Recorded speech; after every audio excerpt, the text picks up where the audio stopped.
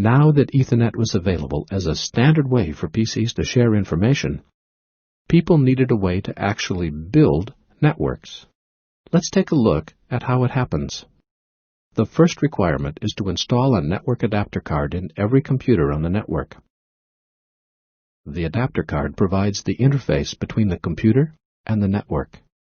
After the adapter card is installed, the computer is connected to the network in one of two ways.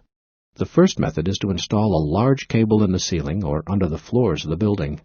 Then a device called a tap is used wherever a PC needs to connect. The tap connects the adapter card to the main cable.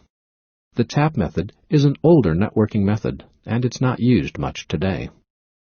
The second option is the most common one used. This type of network uses telephone-type wires. The wires connect all the computers to a central location.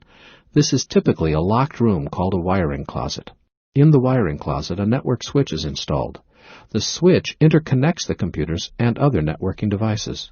Network switches are another subject we'll cover more in the future.